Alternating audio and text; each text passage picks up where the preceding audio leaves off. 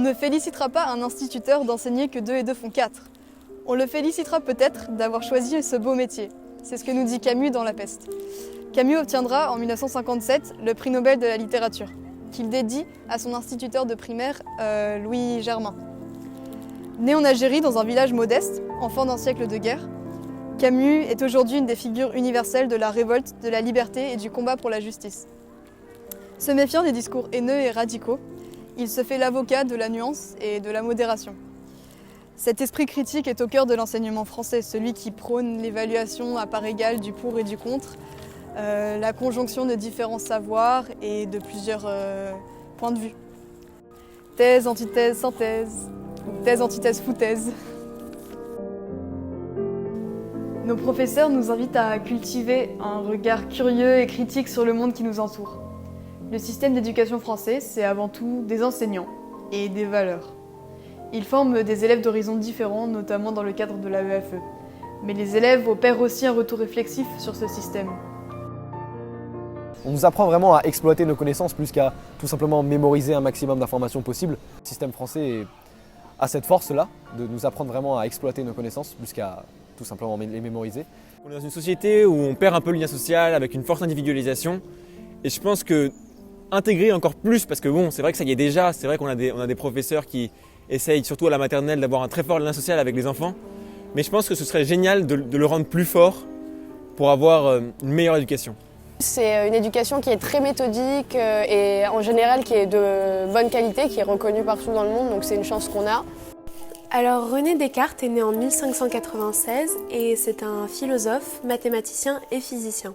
Donc en fait son œuvre, elle va se baser à mi-chemin entre les sciences et la philosophie. C'est presque une façon scientifique et mathématique d'envisager les lettres et les sciences et c'est ça qui est assez particulier dans les ouvrages de Descartes. Enfin, depuis le début de nos années lycée, on nous apprend une méthode stricte afin de développer notre argumentation.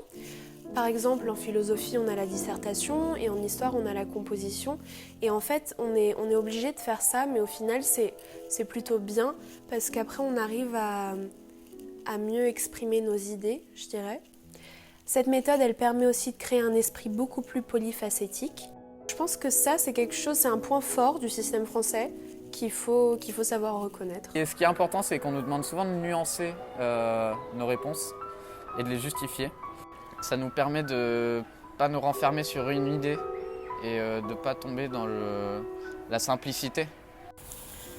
Après, ce que j'aime moins dans les lycées français, c'est que c'est triste qu'encore aujourd'hui, il y a encore autant d'inégalités sociales dans la réussite scolaire des enfants. Et un accès quand même, par exemple, même en histoire, très ciblé politiquement avec très peu d'opinions divergentes. Les penseurs de l'humanisme, comme Descartes, ont pour acquis que chaque homme est doué d'une raison. Ce que l'on nomme le bon sens ou la raison est naturellement égal en tous les hommes. Cela signifie qu'on doit faire preuve de sens critique et de savoir se remettre en question. Les penseurs humanistes se caractérisent par une grande ouverture sur le monde ainsi qu'une soif de connaissance. J'ai eu la chance de vivre dans de nombreux pays, dont la Chine, de l'âge de 5 à 11 ans. Et de la CP à de la CE2, j'ai fait partie du système chinois.